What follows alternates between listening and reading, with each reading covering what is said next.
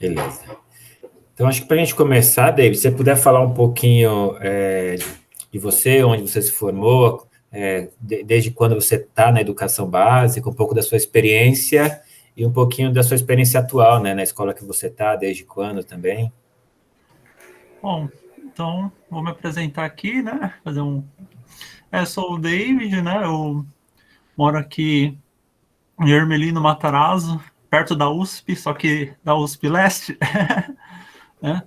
E eu sou um migrante, né? Venho da Zona Leste até o ABC todos os dias, né? Então, só que antes de ter esse processo migratório, né? A minha licenciatura, né? Eu comecei na Universidade de Guarulhos, aqui também na Grande São Paulo. Então, fiz aí a licenciatura. É, eu lembro que eu consegui uma bolsa, né, de licenciatura lá da universidade. E terminando a licenciatura, né, eu fui prestando alguns concursos aí para a rede estadual, né, fui atuando aí na rede privada também, nas franquias, né, Objetivo e tudo mais, onde também eu fiz uma especialização na área de ensino de geografia, aqui na Universidade Católica, né, na PUC de São Paulo, ensino de geografia, e depois eu me emendei com mestrado, também lá na PUC, né, pela CAPES, né, então consegui a bolsa da CAPES. Então, nesse movimento todo, né, em 2007, eu ingresso na rede de São Caetano do Sul, que junto com o Giroto, quem não sabe, o Giroto foi o meu parceiro lá na rede de ensino de São Caetano. E de lá para cá, né, a gente vem acompanhando muitas transformações ali da cidade, né? Então, a cidade ela tem uma peculiaridade ali da sua formação territorial, da sua condição social, o discurso que a cidade produz, né? Então, todo esse movimento ele traz aí algumas reflexões, né, no campo do ensino. Então, de 2007 até hoje, eu venho acompanhando muitas transformações, né? E entre elas, a questão do acesso, né, dos alunos lá da São Caetano, da ABC, às universidades públicas, né? Então, eu creio que até 2008, 2009, essa percepção do acesso à universidade pública para o aluno ali do ABC, especificamente São Caetano, era uma visão mais distante, né? Então, você tinha as universidades privadas ali consideradas as tradicionais, né, como o Instituto Mauá, né, a Universidade de São Caetano, né, a Fundação Santo André. Então, eram instituições que basicamente eram o movimento ali de São Caetano e do aluno que termina o ensino médio na escola pública para lá, né? E de 2007, né, a escola também ela sofre uma mudança no corpo docente, né? Então começa a vir muitos professores que é de fora de São Caetano. E esses professores muito formados em universidades públicas, né? Então, que USP, Federal de São Carlos, eu vejo que esse foi o ponto fundamental para trazer para o aluno, né, essa concepção e a possibilidade de acessar a universidade pública, que não é algo muito distante, né? Então, tem um momento que é o perfil do professor, né? E a partir daí, nós começamos a constituir alguns projetos, né? Alguns projetos, como, por exemplo, um cursinho preparatório dentro da escola, né? Acho que o Eduardo aqui também lembra quando nós começamos esse projeto, que digamos que foi o start, né? O início das discussões e de trazer o aluno a possibilidade de acessar a universidade pública, né? Então, eu lembro que na época a gente tinha um aluno da área da filosofia, né, que ele participava com a gente, e a partir daí, né, esse projeto que até então não tinha uma atribuição assim para o professor de recebimento de horas-aulas, então era um projeto autônomo, né? Então, e depois, creio que em 2010, 2011, né? Esse projeto ele vira, né? É um projeto institucional conhecido pela escola, então os professores começavam a receber, né? Aí as suas horas-aulas. E tem um movimento, né, de 2009, 2010, que vai dar um impulso, né, para o aluno estar olhando a universidade pública, vendo as possibilidades, com a chegada da Universidade Federal do ABC, né, que é a UFABC, né, então é onde o aluno ele tem, né, um olhar geográfico, né, mais próximo da universidade, né, então aí eu percebo que há uma movimentação muito grande, um interesse dos alunos, né, em acessar a Universidade Federal do ABC. E 2010, 2011, né, quando há aquela nova versão do Enem, ali eu digo que foi o boom, né, onde os alunos eles viram ali, né, a potência, né, de ter a possibilidade de entrar na universidade pública. Né? Então, acho que a chegada da Federal do ABC, né, deu esse olhar mais amplo. Olha, tem a Federal do ABC, mas com a minha nota do Enem eu posso fazer uma Unifesp ali em São Paulo. Né? Eu posso fazer uma federal no interior de São Paulo, uma federal de São Carlos. Né? Então, digamos que foi o boom aí a chegada da Federal do ABC. E a própria USP também, né? Acho que um dos movimentos que eu falei desse projeto inicial foi as atividades que nós fazíamos com os alunos, né? Então, a gente ia até a universidade, então, a gente ia de sábado de manhã, a gente passeava pela cidade universitária, né? Então, a gente aproximava o aluno, né, com essas atividades. Acho que o Eduardo, acho que você chegou a acompanhar, né? Acho que uma dessas atividades que nós fazíamos na época com os alunos de levar, né, até a universidade. Então, a gente pegava o trem, pegava o ônibus, né? E o interessante é que, na experiência do aluno, né, ali, aqui do ABC, né, pegar o trem, pegar o metrô, era algo assim como uma descoberta, né? Então, olha, saí do ABC, estou em São Paulo, né? Então, o aluno do ABC, ele olha a capital como algo muito distante, né? Então a gente brincava, olha, né, existe um mundo além ali da Avenida Goiás, né, da Avenida Visconde, né? Então isso foi despertando no aluno, né, essa proximidade. Então, um dos alunos desse período é o Perim, né? Acho que não sei se e ele depois dessas atividades, desse processo, ele entra em história aí na FEFELESH, né? Então acho que é um dos alunos que nós temos aí como uma das primeiras referências, né? A partir desse movimento de trabalho coletivo, de projetos sociais de incentivo à universidade pública, e ele acessa aí o curso de História, né?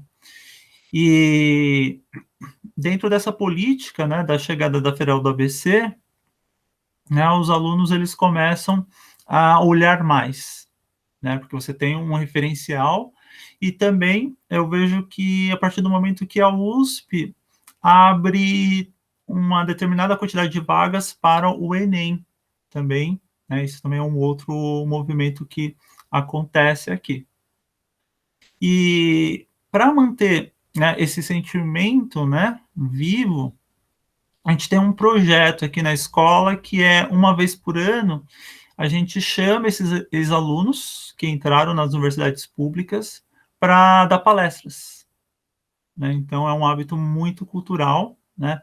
Que tem uma professora também que participa muito, que é a professora Juliana. Então ela articula bem e a gente faz esse movimento, né? De trazer ex-alunos e isso reforça uma ideia de cultura escolar, né? Ali que você tem, olha, o aluno ele está aqui do Alcina, Dantas Feijão, né? Mas você tem ex-alunos que estão lá relatando e dando esse incentivo, né? Então, é a partir desse momento. E outro elemento que eu vejo também importante do acesso do aluno, quando tem o Enem, principalmente aí olhando aqui próximo, né, a Federal do ABC, o desempenho deles, né, o desempenho deles são muito bons, né, até acima da média do que aquele aluno que entrou pela a cota geral, né.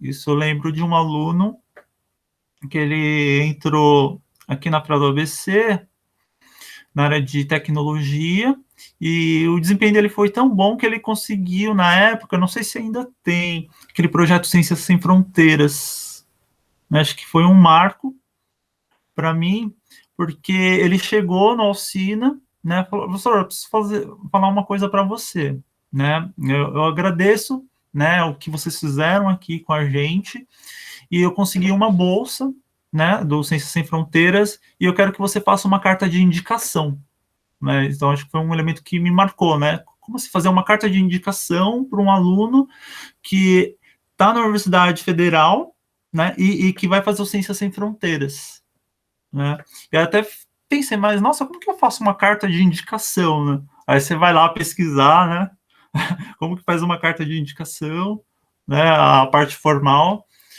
e isso fica na memória, né? Então a gente tem essa memória desses alunos, outros que tiveram também acesso, né, ao ProUni, né? Então acho que é um outro viés aí, né? Além da universidade pública, o ProUni, né?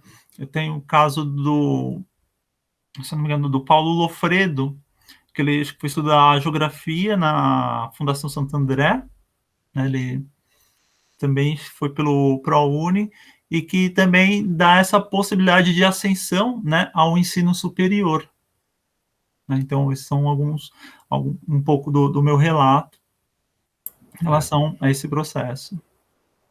Uma coisa, David, que acho que é interessante falar, acho que você podia também situar um pouco quem é esse aluno do Alsina, né? Um pouco do perfil dele. Então, a Alsina é uma escola de ensino médio, fundamental, como que ela é? Porque Sim. acho que isso é interessante para pensar um pouco esses elementos que você trouxe aqui. O Alsina é uma escola pública municipal, tá? Então, é um ensino médio público municipal, né? Então, se a gente olha para o ensino médio público estadual, você tem uma diferença. Se você olha para o ensino médio, por exemplo, o Instituto Federal, você tem um outro perfil de aluno, né? O público municipal do Alsina, né, o aluno, ele passa por um processo seletivo, né? Então, você já tem um outro elemento que, de certa forma, que o aluno que não entra, digamos, né, na escola, ele automaticamente vai para a escola estadual, né, com outras características. E mesmo a escola estadual dentro da cidade de São Caetano, ela tem um diferencial, né, em relação ao municipal. Então, na municipal, a gente tem uma realidade que é o conjunto dos professores, então você não tem muita rotatividade, você não tem muita troca de professores, né? Você tem um conjunto, por mais que haja contradições ali, um projeto, né, ali, por mais tradicional que seja a escola, né? E o perfil do aluno, né, esse que é o interessante lá, né? Porque a gente tem o perfil do aluno que tem a família tem a estrutura, tem a condição financeira de colocar ele numa particular, mas deixa ele na pública. Então, na mesma escola, a gente tem um aluno, né, com uma classe econômica elevada, e o aluno também das classes ali mais baixas, né? Então, é um espaço de trocas. Então, é uma escola pública que você tem essa diferença, só que no chão da escola, na convivência, você não acaba percebendo tanto, né? O perfil, então, seria mais próximo dos alunos de uma ETEC, por exemplo, né? É isso, é uma Exato, escola técnica, por conta do vestibulinho e da... Tá. exato, você tem esse perfil do aluno, porque, inclusive, aqui na grade curricular, né, a partir do segundo ano, o aluno ele escolhe ênfases, né? O que são essas ênfases? São algumas disciplinas técnicas, né? Então, a partir do segundo ano, ele vai optar, eu quero, além de todos os componentes curriculares, matemática, português, geografia, história, né? Ele vai estudar, por exemplo, administração de empresas, né? Eu quero processamento de dados, eu quero publicidade, né? Então, o aluno ele tem essas disciplinas, né? Esses conteúdos já incluídos. Então, isso também que gera uma diferenciação lá. Agora, talvez um outro aspecto que talvez fosse importante você falar, comentar, é que apesar de ter um corpo discente semelhante a uma ETEC, ela tem um tamanho muito diferente, né? Acho que isso é um elemento que talvez Sim. você pudesse comentar o tamanho da escola, né? O número de turmas, de classes. Sim, é uma escola muito grande, né? Acho que no período da manhã, né, para vocês terem a noção, nós temos 30 salas. Dessas 30 salas, né, são 10 salas de primeiros anos, 10 salas de segundo e 10 salas de terceiro, né? Então, você tem aí praticamente quase 1.000 alunos, né, por período. E à tarde a gente tem o ensino fundamental 2, né?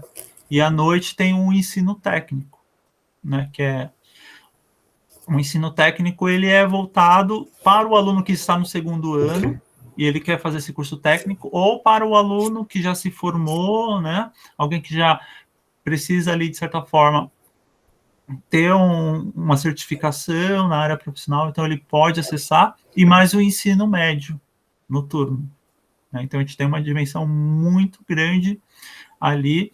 Então, eu falo que às vezes a gente pega a gente pega um bloco, né? Você pega o bloco de terceiro ano do ensino médio, você meio que já tem 50% das suas aulas, né? Então, esse é um diferencial, porque você não pega muita aula picada, né? Isso na perspectiva do professor, né? Então, você não vai pegar primeiro, segundo, terceiro, um sexto ano, um sétimo ano, então você não tem tantas aulas, digamos assim, para ficar preparando, né? Então, você pega esse bloco de alunos, então você tem mais uma...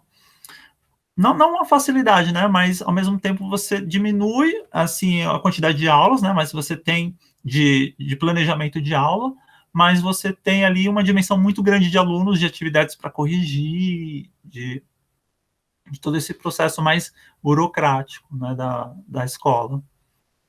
Então, é uma escola que ela, devido a alguns projetos, né, ela foi reconhecido pela Unesco, né, agora não lembro que ano, se foi 2004, 2005, pelos projetos que ela desenvolve, né, entre esses projetos é uma gincana, né, uma gincana solidária, que isso também é um outro movimento que dá uma característica diferente da escola.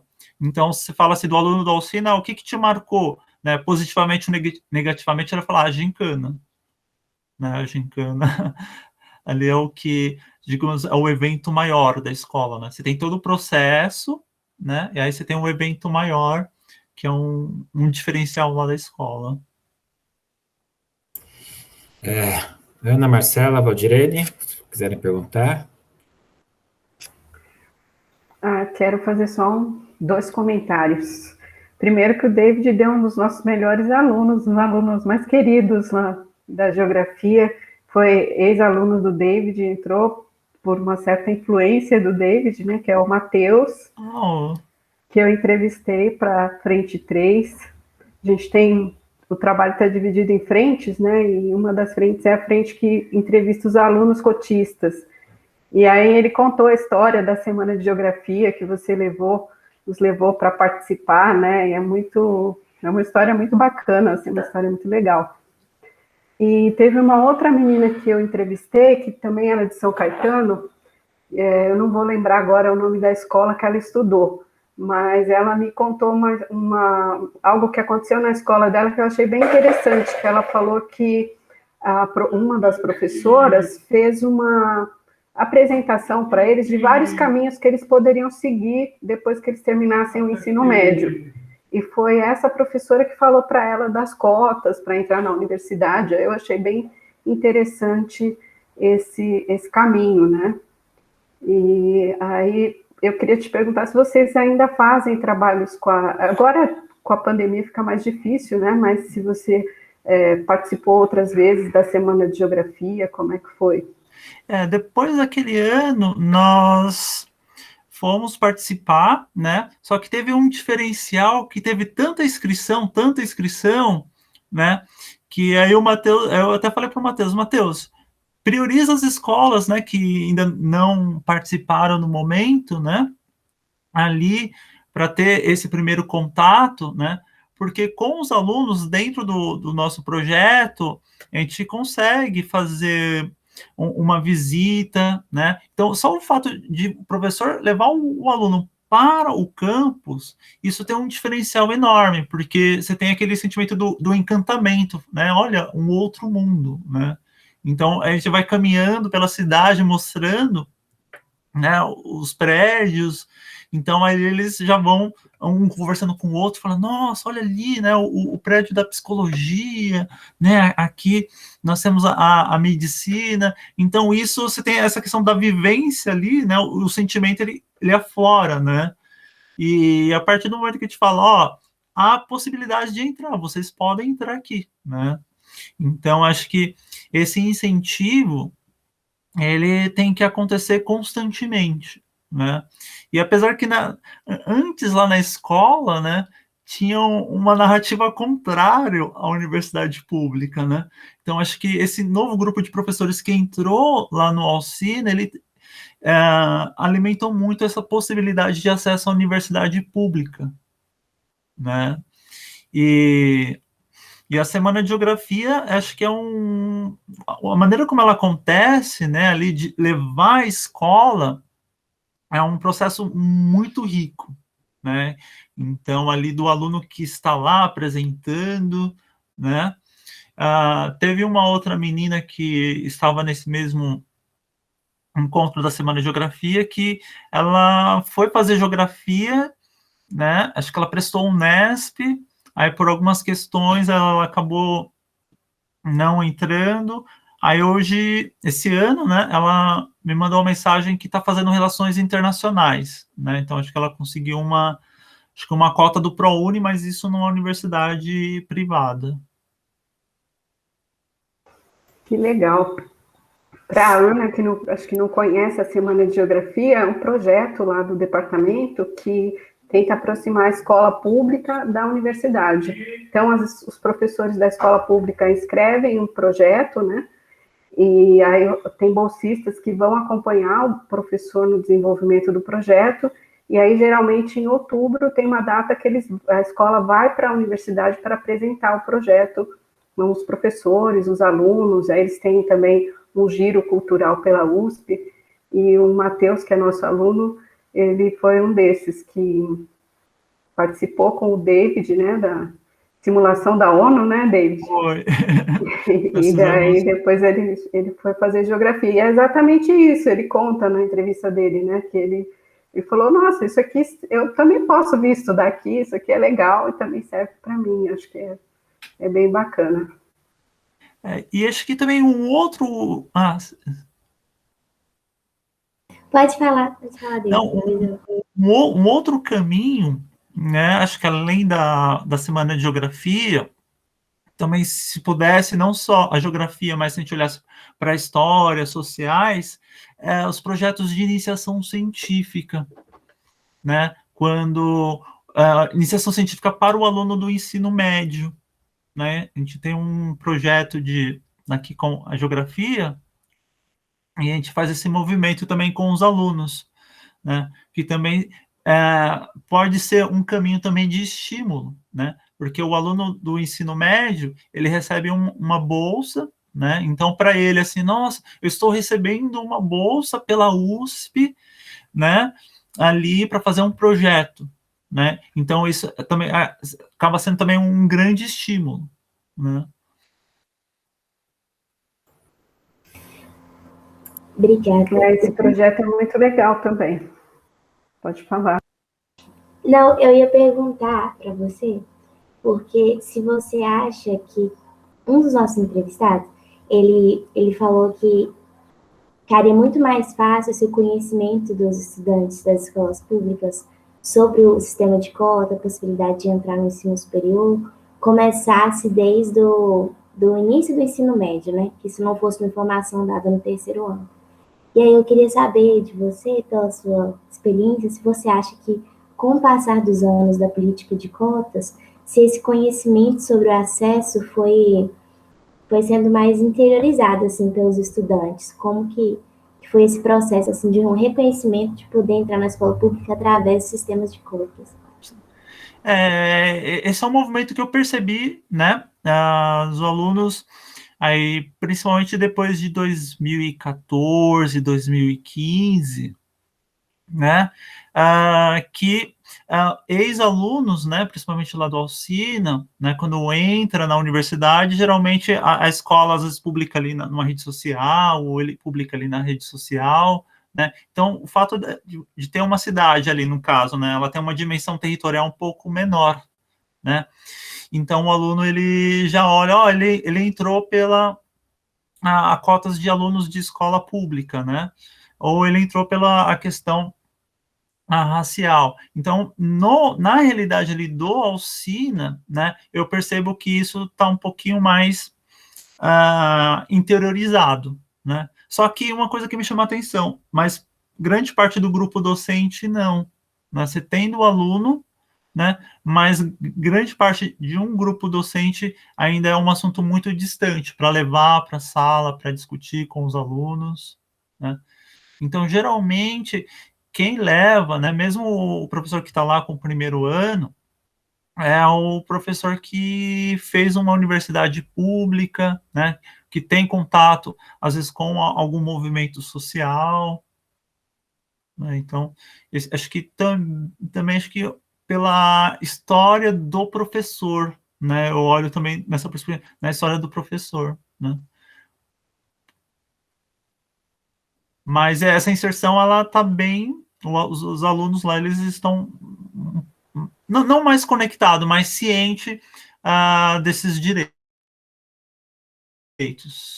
Por mais que fragmentado seja, ele sabe, ó, eu tenho ali a minha porcentagem da escola pública, né? Desse ponto de vista, a partir da pergunta da Ana, David, aí tentando aprofundar na relação que você colocou, de que isso está mais internalizado hoje, o direito às cotas sociais raciais nos estudantes que nos professores, queria qual que é a sua percepção sobre o papel da coordenação, da gestão no debate em torno disso, por exemplo? Provavelmente você deve ter HTPC, alguma coisa do tipo. Se isso, por exemplo, se a questão do incentivo às cotas, o debate das cotas, foi algum tema de HTPC, foi algum tema de formação continuada, se tem um debate constante, contínuo dessa temática, ou se isso é única e exclusivamente responsabilidade quase que individual do docente ou de um conjunto de docentes que leva esse debate mais à frente. Isso não existe. Do ponto de vista mais coletivo, do HTPC, do processo, não existe, né? Acaba sendo mais individual, né? E cada professor ali, né, na sala de aula, ele acaba apontando, né, ali conversando com os alunos, né? E no projeto Enem, né, que a gente tem um projeto, é onde a gente consegue trazer mais elementos, né? E teve um que nós conseguimos também uma vez, que de trazer essa discussão, foi quando nós levamos um grupo de alunos para a Unicamp, né? Que tem o dia da Unicamp de portas abertas, né? Então, geralmente é um movimento que parte dos professores, né? Então, muitas vezes, para gestão, para coordenação, é mais uma excursão para a universidade, né? Então, estão mais preocupados ali em um ônibus, né? Quanto que vai ser a passagem, tá? Mas a discussão, a reflexão no grupo docente, isso não existe, não há esse espaço, né? Então, esse é Mas eu lembro que tem uma história interessante sobre essa questão da Unicamp ir à porta, porque não é só um problema de não discutir, acho que tem também uma ideia de não ir, né? Acho que se você pudesse falar dessa história, porque eu acho que é uma história teve interessante. acho que foi em 2013, não, foi em 2013, né, a gente estava organizando com os alunos, né, essa possibilidade de ir para a Unicamp com os ônibus, né, e a gestão ficou muito preocupada. Não, mas eles são muito jovens, vocês vão sair daqui de São Caetano para Campinas, né? Então, houve um receio, né? Um medo, né? E aí até que, eu não sei como, essa informação chegou na Secretaria da Educação aqui da cidade, na época, falou, não vai mais ninguém, né? Ó, você não colocou no seu plano de aula, né? Então, a justificativa é porque não estava no meu plano de aula, né? E eu não poderia, né? Então, eles pegaram uma justificativa burocrática, né, para não levar, porque não estava no planejamento, né? Mas, aí, se tivesse uma excursão para o Hopi Hari, legal, não precisa estar no planejamento, né? Leva todo mundo para o Hopi Hari, né? E esse é um movimento que, quando o aluno, interessante que a cidade ela tem um processo, quando o aluno ele entra na universidade pública, ele publica ali nas suas redes sociais, as gestões ali, né, eles meio que se apropriam, olha, foi o nosso aluno, né, ele está ali, então eles dão todo um destaque sem entender o processo, né, então, eles falam, nossa, nós somos uma família, né, então, esse olhar se dá mais pelo resultado e não pelo processo, né? Então, o processo de, olha, vamos fazer uma HTPC para discutir, de pensar projetos nesse sentido de incentivar, né, o aluno olhar para a universidade pública, não, mas quando ele entra, a escola já faz uma chamada, assim, Acho que mesmo na feira de profissões, né, da USP, eu já tive a oportunidade de participar há alguns anos, era visível, assim, que tinha pouquíssimas escolas públicas que levavam os alunos, né, eram mais escolas particulares mesmo, e às vezes, quando ia o aluno da escola pública, ele nem sabia que a USP era uma universidade pública, gratuita. E você levantou uma coisa interessante. Há muito tempo, essa era uma leitura aqui de São Caetano, né? Ainda há alguns fragmentos assim, de alunos que, olha, a USP, Unicamp, Unesp, né? Ah, professor, tem que pagar, né, para entrar? E aí, nesse mesmo sentido, David, de pontuar, porque eu acho que você trouxe um elemento que para a gente é muito importante, né? Que uma das perguntas fundamentais do projeto é como chega a informação da cota, né? Então, essa informação que a cota, há uma luta que resulta numa mudança jurídica, então a gente tem a cota. Mas como ela se territorializa, como ela chega? Então, você está demonstrando aqui, pela sua fala, que ela chega muito mais pelo trabalho de professores e professoras ali do que efetivamente pelos meios institucionais, né? Então, o meio que você chama atenção, que é isso, qual é o papel da gestão da escola.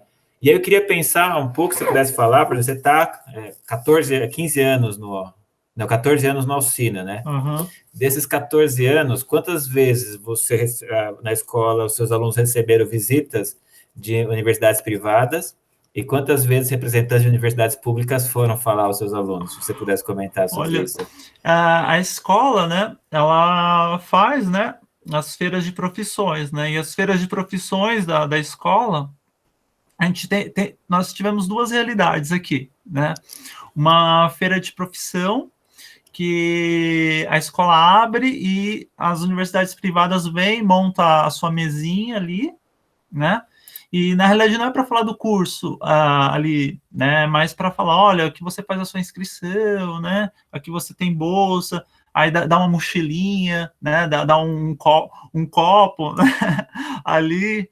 Então, essa leitura que a gestão, eu percebo, tem da ideia de feira de profissões, né, então chama, ou quando vai um representante teve esse ano, né, já, olha só, de forma virtual, uma universidade privada oferecendo palestras sobre Enem, né, sobre como se dá bem no Enem, mas é um representante da universidade privada, né, então, nesse processo, a escola ela é muito aberta, assim. Então, se chegar a qualquer universidade privada e falar, ó, precisamos dar uma palestra, eles vão fazer uma palestra lá.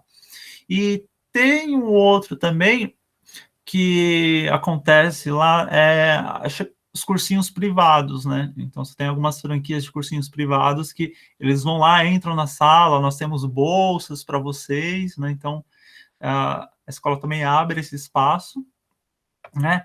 E teve uma das feiras de profissões que, acho que foi em 2015, que a gente conseguiu com um grupo de professores ali, eu, a Juliana, a Érica, o Rafinha, de fazer uma feira de profissões com ex-alunos. Né? Então, tanto aluno de escola que que terminou, que estudou em universidade pública, como aquele também que foi bolsista, né, ou não, da universidade privada. Então, nós conseguimos fazer uma feira de profissões a partir de ex-alunos, né? Só que as últimas que teve foram barraquinhas, né, biombos, né, das universidades, falando, ó, se inscreva aqui para o seu vestibular, né? Então, isso é um espaço muito fluido, assim, na escola, né? De universidade pública, quando a gente tem, por exemplo, para levar o aluno para a feira ali da USP, ali perto do zoológico, né? A gente conseguiu uma vez, a outra, porque tinha um evento da escola, eles falaram, não, vamos considerar o evento da escola, né? Se eu não me engano, não sei se era um HTPC, alguma coisa, assim, do tipo, mas para levar para a Unicamp, para a USP, já um pouquinho mais difícil, assim, então você tem que olhar para 3 meses, né, para frente e ficar falando, olha, daqui a 3 meses a gente vai fazer isso, né, então essa é uma dificuldade, né? Mas se é a universidade privada, ó, o próximo fim de semana a gente vai estar lá. Legal, eles, né? Então, são tempos diferentes ali de olhar, né? E você atribuiria ao que, David, essa diferença, porque você falou na entrevista que houve uma mudança, você percebeu uma mudança de cultura importante, né? Mas ao mesmo tempo ainda se mantém determinada desigualdade de acesso da informação da universidade privada e da universidade pública. Que leitura você faz sobre isso, se você pudesse falar um pouco? Sim. Eu faço uma leitura que é o mesmo ambiente escolar, né? Só que você tem uma gestão que tem uma perspectiva do que é acesso ao ensino superior, e você tem professores que têm uma leitura divergente, né? Então, são leituras divergentes ocupando o mesmo espaço, né? Então, do aluno que entra na universidade pública, a gestão olha, vamos fazer um parabéns, né? Mas dá ali o caminho, mostrar as possibilidades, isso já é muito mais individualizado, né? Então, acaba sendo mais interesses em choque, né? Então, para eles, essa coisa de pegar o aluno, colocar no ônibus, meio que entre aspas, um trabalho, né? Então, é mais fácil chamar a universidade, né? Ou eles falam, mas por que não chama também esse pessoal da USP, esse pessoal da Unicamp, né? Porque aqui a gente tem as universidades mais perto, né? Então, eles olham muito por essa questão de proximidade, né? Então, aqui a gente tem o Instituto Mauá, aqui a gente tem a Universidade de São Caetano, né? E é interessante que São Caetano tem uma universidade que ela é municipal, mas não é municipal, né? Então, fala assim, a Universidade Municipal de São Caetano do Sul. Você olha assim e fala, nossa, ela é pública, né? Mas aí o aluno ele tem que pagar, né? E é uma autarquia. Val? Você acha, David, que também teria alguma coisa de ver assim como o aluno ser incompetente para entrar na universidade pública? Porque eu dei aula antes de trabalhar no LEMAD, e na escola que eu trabalhava me chamava muita atenção, assim, que os próprios professores falavam para os alunos, né? Vocês são muito burros, vocês não têm condição de entrar em universidade pública, tem que entrar numa paga mesmo. E era horrível, assim, né? Porque na época eu ainda era estudante, né? E os alunos perguntavam onde que eu estudava, e eu falava, eu estudo na USP. Eles falavam, mas os professores aqui sempre falam que a USP não é para nós. No Alsina tem professores que ainda reproduzem isso, né? Por incrível que pareça, em 2021 há grupos de professores que ainda fortalecem isso, né? Isso tem a ver muito com a realidade, é que é uma cidade que tem uma característica meio bairrista, sabe? Acho que talvez é diferente de São Paulo, né?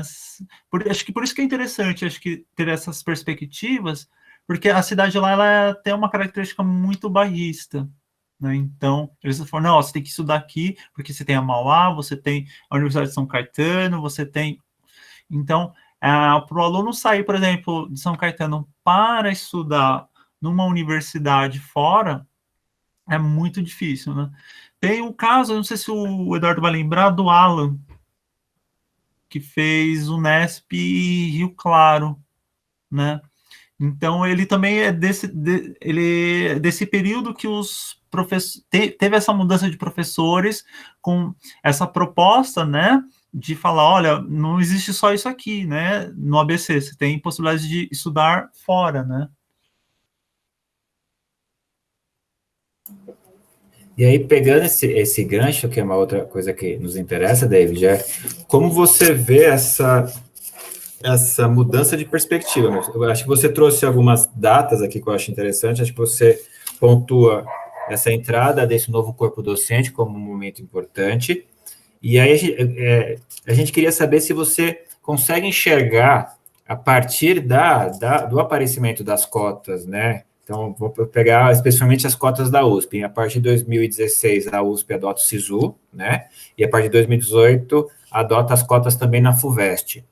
Nessa sua experiência como professor, você consegue observar uma mudança de perspectiva a partir da chegada das cotas na Universidade de São Paulo, na USP especificamente? Consegue perceber isso na fala dos estudantes? Se você pudesse falar um pouco sobre isso também. Na fala dos estudantes, eu vejo esse movimento mais nas federais, né? Então, mais na Federal do ABC, aqui perto. Então, essa questão das cotas para eles, né?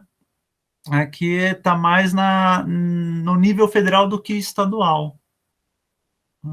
Por exemplo, eu lembro que quando a gente fazia essa reflexão com os alunos, né, a gente falava daquele programa, o Profis, lá em Campinas, né, que eles também têm um projeto, né, ali também muito interessante de acesso. E a partir de a gente pegar esses exemplos, olha o que a Universidade de Campinas faz com o Profis ali, né? Você tem um movimento de aproximação, integração. Aí eu falo, imagina se tivesse aqui, né, na USP, por exemplo, um projeto parecido com... Então, esse tipo de debate eu consegui fazer com eles, quando eu estava no projeto, tá? Mas ainda é mais forte, Eduardo, na perspectiva das federais do que propriamente da USP. Porque para eles, USP só é FUVEST ainda, para grande parte. Tem que fazer FUVEST só. Isso é muito importante para a gente. O que você pensa que é a causa disso? Por que essa percepção das cotas é mais forte para os estudantes nas federais do que na USP? Na USP, o que eu percebo do Alsina, talvez acho que acho que a divulgação, né? Acho que um dos meios, né? Acho que e também essa possibilidade da equipe gestora, né, também dá espaço, né, para a universidade pública também chegar nessas feiras de profissões, fazer uma semana ali dos alunos, né. Então, no Alsina, teve esse conhecimento, né, essa primeira percepção a partir de relatos de ex-alunos que iam lá dar palestras para os alunos. Então, essa troca, né, de experiências, né, de ex-alunos que entraram. Então, eles ali meio que trazem, mas ainda é muito muito menos intenso do que das federais. Ana? Acho que na verdade são duas perguntas, mas você tocou nesse ponto um pouco, que é sobre como que a escola consegue incentivar que os estudantes, você falou dos seus projetos, né, que os estudantes sigam no ensino superior, né, e isso se dá mais através das escolas privadas, nesse sentido desse contato com as escolas privadas. E aí, pensando na questão das cotas, o que eu ia perguntar era como que dessa identificação que, assim, que agora as pessoas podem ingressar por cotas de escola pública e por cotas raciais, por exemplo. Se essa questão da identificação racial começa a entrar dentro das discussões da escola, assim. Eu queria entender um pouco isso, como que funciona. Não sei se ficou muito Sim. pergunta, mas... Ainda é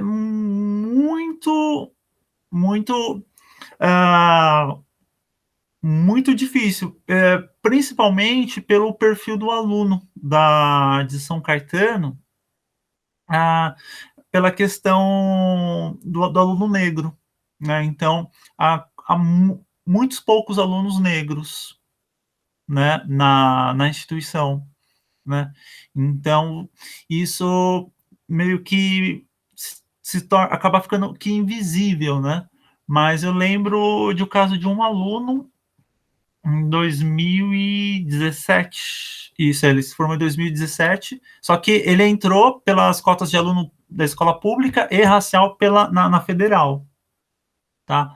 Então, ali foi na discussão, né, sobre a importância das cotas, e ali foi um momento que muitos alunos acabam tendo um start, assim, falam, nossa, além da escola pública, eu tenho direito, mais essa porcentagem do racial, né? Então, ali é exatamente pelo próprio perfil do aluno da escola, né? Então, acaba não chegando. Então, só acaba mais chegando ali o perfil das cotas de alunos de escola pública.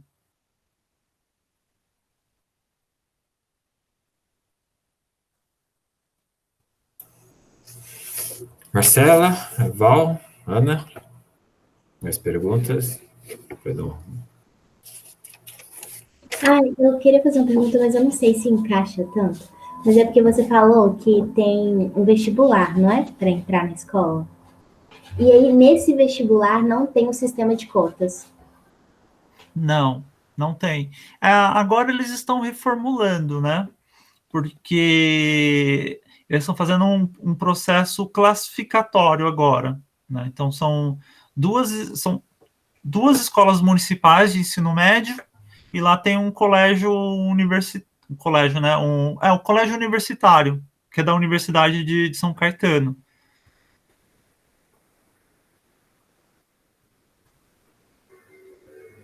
Um vestibulinho, ele escolhe a sua primeira e a segunda e a terceira opção. Aí, dependendo ali da procura, ele já é direcionado para a escola, né? Então, vem mudando esse perfil, né?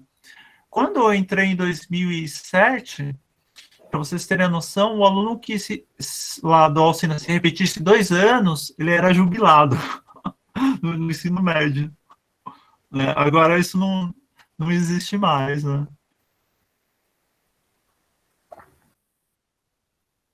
Mas o aluno que não ingressa, o que acontece? Nenhuma dessas 3 escolas, ele acaba indo para a rede estadual, né? Eu E aí, perguntei. pode falar, desculpa. Não, era só um comentário que eu ia fazer Eu estudei numa escola que era semelhante, isso era um colégio de aplicação também. E aí, os estudantes tinham 20% de bônus para entrar, que era de escola pública. Só que aí, recentemente, a gente conseguiu modificar isso para que o sistema de cotas que são que é aplicado na universidade, seja aplicado também no colégio, né? E aí, isso a gente espera que se mude um pouco do perfil, né, dos estudantes da escola. Mas, assim, até gincana tinha também, então acho que é uma coisa muito, muito comum desse tipo de perfil de escolas, né? Eu só ia aproveitar essa questão do perfil que a Ana coloca, já passa para a Marcela, que é esse perfil também afeta os professores, né?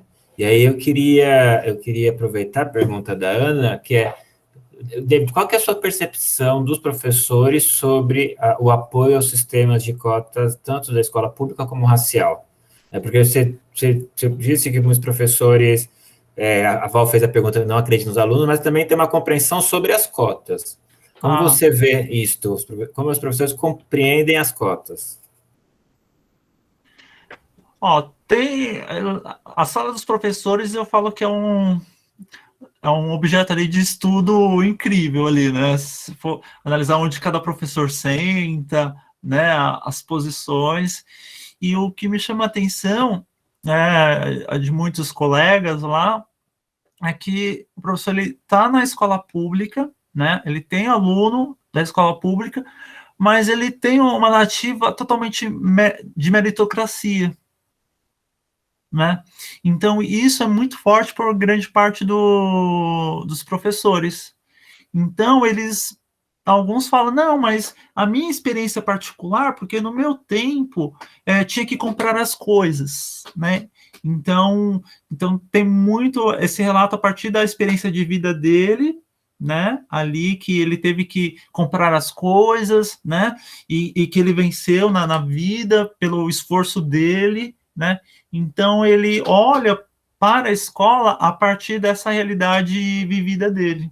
Então, ele reproduz muito esse discurso de meritocracia, né? Então, fala, não, no meu tempo não tinha, né? Então, isso é muito forte em alguns colegas lá da escola. Marcela?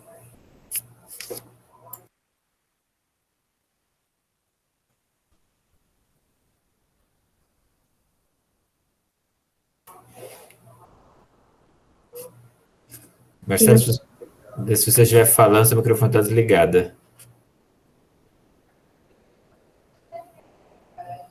Eu acho que você não.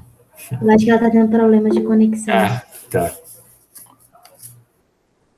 Mas, assim, o grande boom foi a chegada da Federal do ABC. A chegada do Federal do ABC deu né? E é a partir daí que foi desdobrando para olhar mais para a USP, para a Unicamp. Agora, Acho que estão me ouvindo agora? Agora estamos ouvindo, Marcelo. Ai, desculpa, é porque a gente está fazendo a transcrição das entrevistas e tem que deixar o microfone em uma configuração específica e eu esqueci de voltar para a configuração normal, então é por isso, tá? Mas enfim, David, eu queria voltar um pouquinho ao que a Ana estava falando, né? Você até respondeu para ela, né, que não tem tanto essa questão entre os alunos nessa discussão sobre as cotas. Mas eu gostaria de saber se em algum momento você já presenciou, né, algum colega seu, professor, falou dessa discussão entre os alunos sobre a escolha de você ingressar pelas cotas ou não, né? Porque o que a gente está presenciando é que, às vezes, né, a nota de corte das cotas está maior do que a ampla concorrência. E eu falo por mim, né? Eu sou professora no curso de ensino popular e os alunos já vieram me perguntar: compensa eu colocar, né, ingressar pelas cotas ou ampla concorrência, né? Então, eu gostaria de saber de você se está havendo essa discussão agora ou não sobre isso.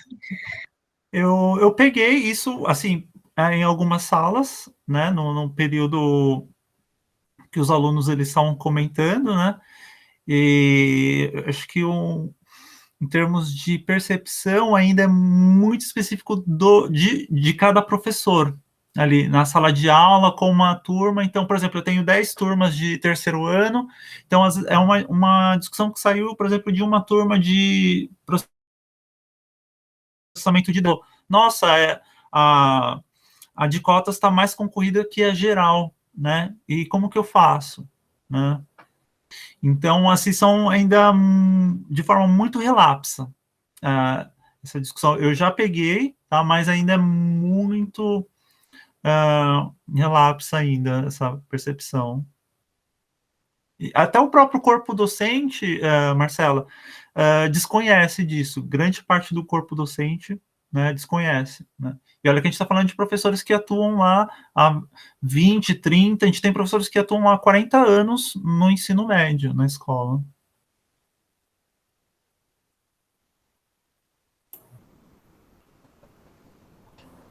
David, você acha que, pelo perfil dos estudantes, eles já entram com uma percepção de ingressar no ensino superior, tipo assim, devido ao vestibulinho? Acho que a grande questão é a dúvida que eles têm, né? Acho que a dúvida e de olhar o acesso como uma dificuldade, né? Então, tanto o acesso à universidade privada como à pública, né?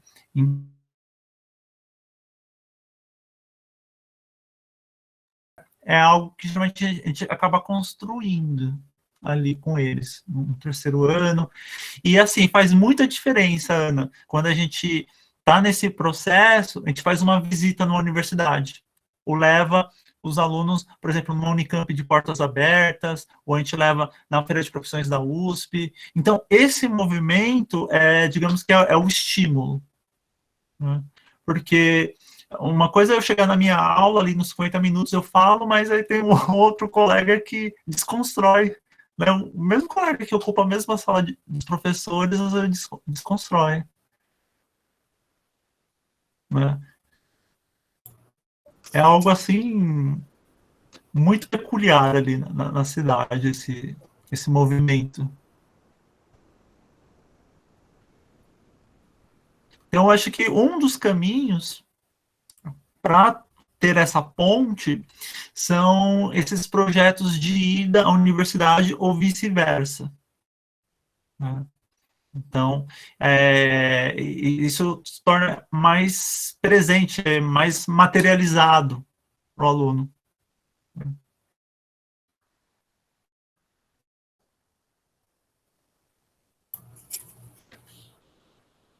Podemos ir caminhando agora para o final, mais questões. Eu tenho mais uma questão final para o David, enquanto vocês possam ir pensando nas questões finais de vocês também. Mas eu queria, David, não sei se vai ser uma ou vão ser duas questões finais, né?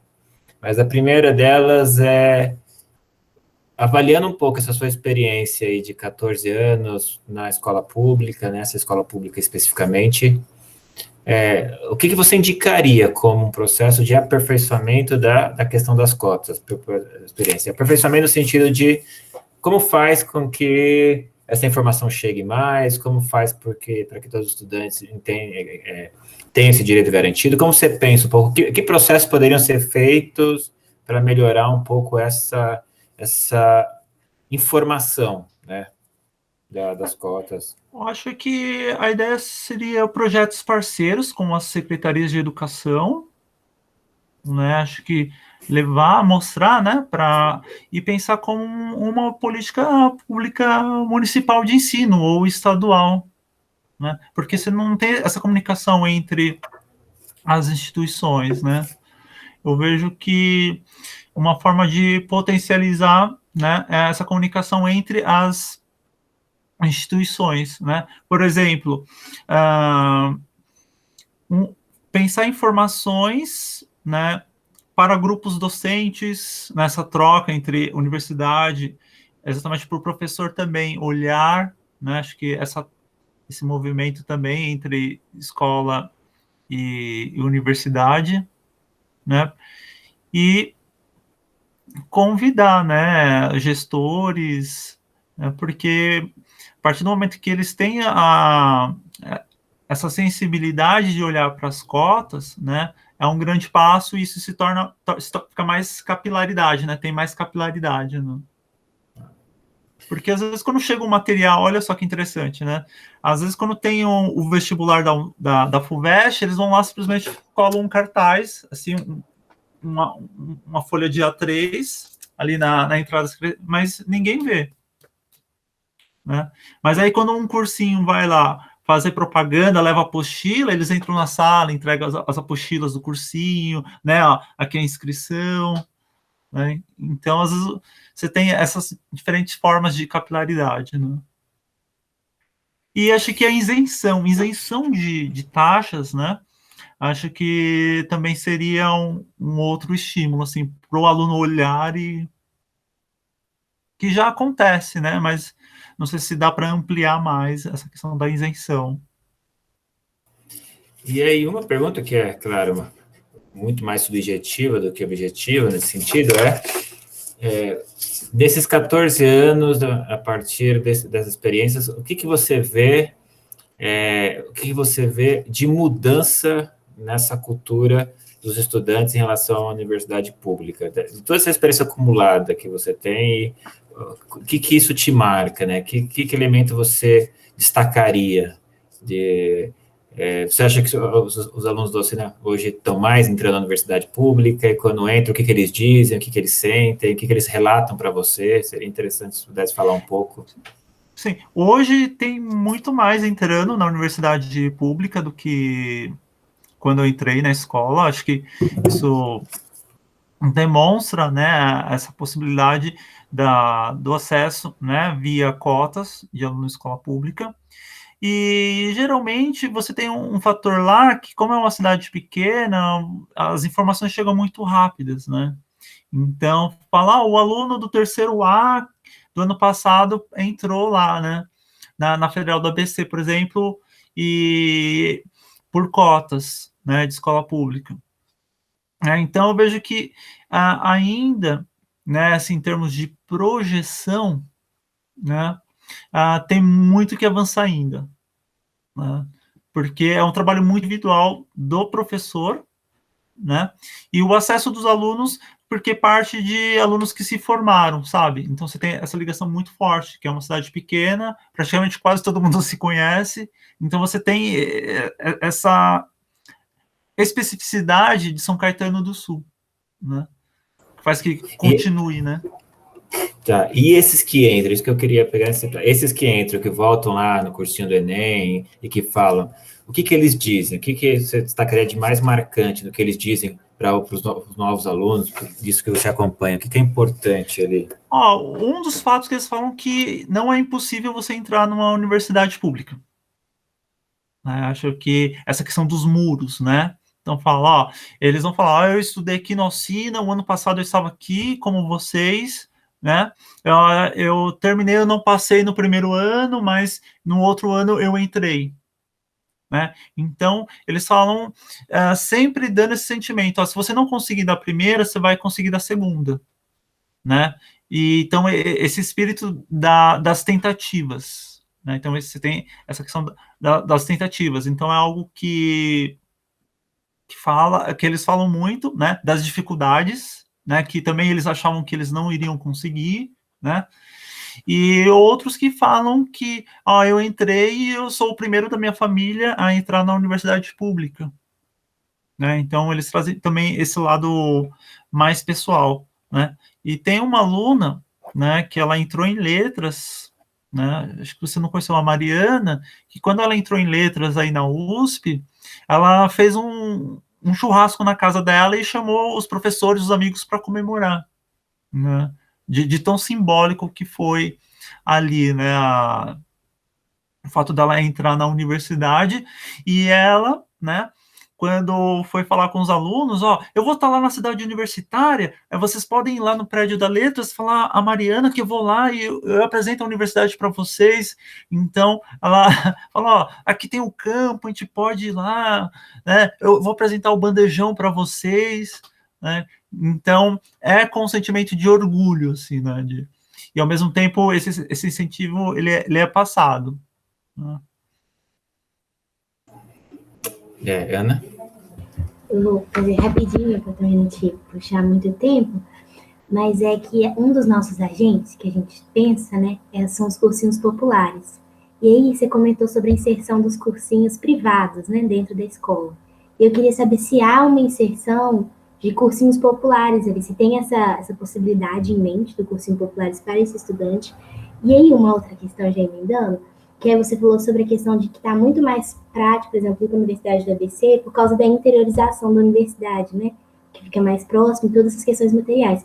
Mas se você acha que tem, além disso, tem outras barreiras para que diminua a inserção dos estudantes na USP, dos estudantes da sua escola na USP, qual, então, é isso do cursinho e isso das dificuldades específicas da USP?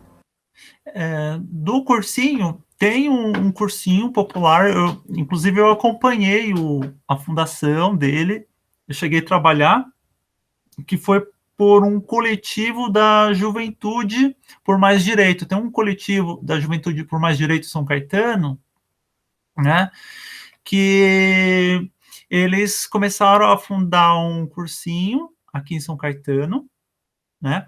Eles são ligados à juventude do PSOL, né? Então, o PSOL, eles dão a formação do cursinho e também formação política. Então, eles trabalham, né? É um cursinho popular que eles trabalham com esses dois viés, né? E a gente fazia, né? Até antes da pandemia, ali na igreja matriz. Então, a igreja cedia o espaço, né? Então, a gente fazia as aulas lá com eles. Então, há esse movimento, tá? Que é por um coletivo, né? E a outra sua pergunta tem uma questão também da cultura, né? Acho que da própria cidade, né? Que é aquela questão, né? A São Paulo é muito longe, né? Então, é muito perigoso. Então, há uma coisa muito enraizada, né, que vai passando ali de pai para filho, que vê esse distanciamento, né? A gente teve casos de alunos que entrou na Federal de São Carlos, não foi porque os pais não... Falam, não, é muito, muito longe para você, né? Então, tem muito essa questão mais da barreira, né? Ali, muitas vezes, da superproteção dos pais, né? E você tem essa barreira também de olhar São Paulo como algo muito longe. Apesar que você tem um trem, né? Agora você tem um trem ali de São Caetano que vai até a Luz, porque dali você poderia fazer baldeação e pegar até a linha amarela, né? E hoje você tem essas facilidades. Porque do tempo que eu ia com os alunos, acho que o Eduardo vai lembrar, a gente fazia trocentas mil baldeações para chegar na USP, né?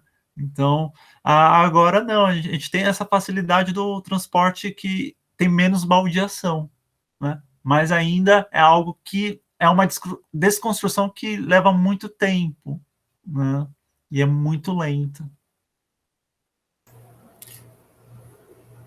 David, só uma última questão, porque eu lembrei.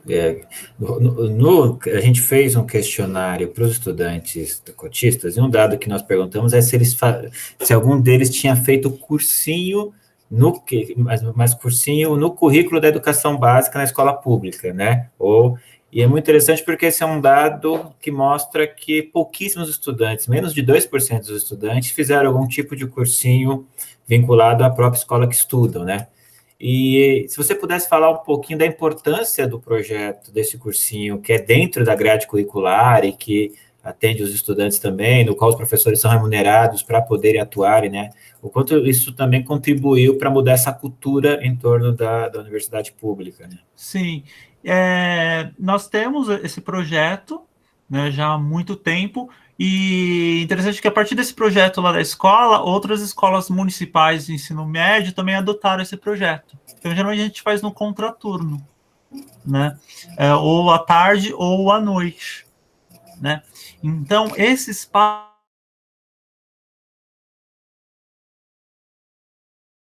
reflexões, né, sobre a questão das cotas, né, olhar mais, né, a universidade como algo ali muito próximo, porém não difícil, né? Então, esse projeto, né, você aproxima mais o aluno à universidade, né, ali pelas trocas, né? Só que ainda tem alguns desafios que eu vejo que a gente precisa avançar nesses projetos, né? Porque a gente começa com muitos alunos, né? E ao longo do ano ainda a gente vai perdendo, né?